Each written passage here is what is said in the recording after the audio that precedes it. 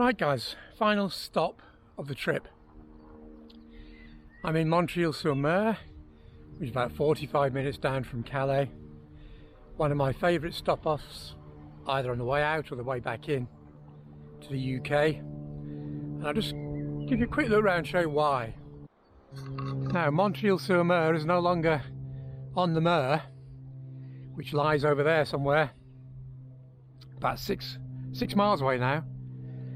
It's a town ringed by huge defensive walls, now which I'm standing on at the minute. Got to be careful, don't fall off the edge. There's a very steep drop right down there, and as we walk round, there's some parts which are even steeper and totally unguarded. The fortifications are all brick, but the area is called the ramparts. So I suspect that there were earlier banked earthworks here before they started to properly fortify them, which I believe in the main this part dates back to about 300 years ago or so, but there's a bit in the corner which is even older. There's an inner fortified section which we're about to go through this gate into, separated by a large moat, and in here is the remains of the earliest part of this town's defences, with some walls and an entrance which dates back to the 13th century in fact, 13th century, which is in that corner there. There's a tower inside this further fortified section. But we're not going in today because it's locked. I'm not entirely sure why. Anyway, you'll have to trust me that in this walled area lies the remains of the earlier battlements. So let's move on. I'm standing over one of the arch entrances into the town. There's an old cobble street which runs up there into the centre, which has been gentrified a lot over the last 5 or 6 years. These used to be really quite decrepit and crumbly, but luckily they've all been done up and are still in use. And then there's some more old streets further around which we'll go to, and then a quick look in the centre, because there's one surprising fact about this little old town which we're going to discuss then. The main road south from the Channel Ports runs along basically that tree line, just beyond that tree line. And down below us, just past that building, is a railway line which runs down to Abbeville and then on to Paris. And that combination, this old town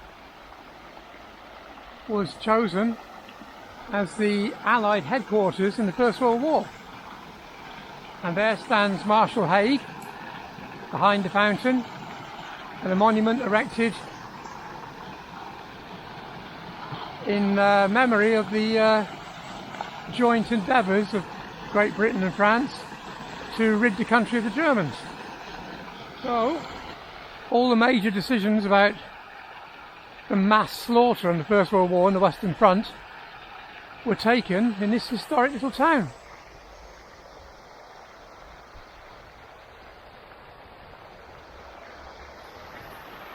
Hard to believe now, but there you go. A place with enormous military history.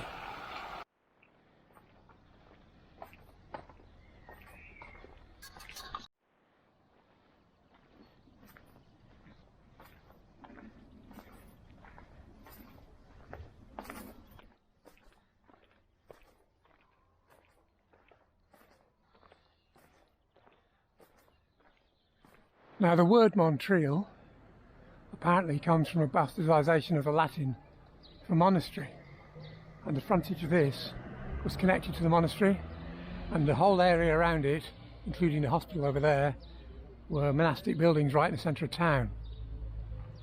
All the original part of the monastic buildings have gone, leaving just this church front, which is still in use as a wedding here last time I came, so still a working church. And this is why I come to Montreuil as well as it being a wonderful place.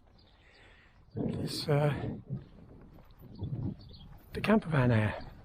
which stretches down there. My van's the first one in the row. But then this part here used to be there before they built that part. You're not really meant to park your camper vans here anymore, but as you can see there are 6 here already, and it's still quite early. By tonight this will be full, which often leads to problems because these school kids coaches come in, and I've seen the drivers get very irate early in the morning shouting at camper van owners who have blocked their passage. So a great little area in a great town, as long as you park sensibly.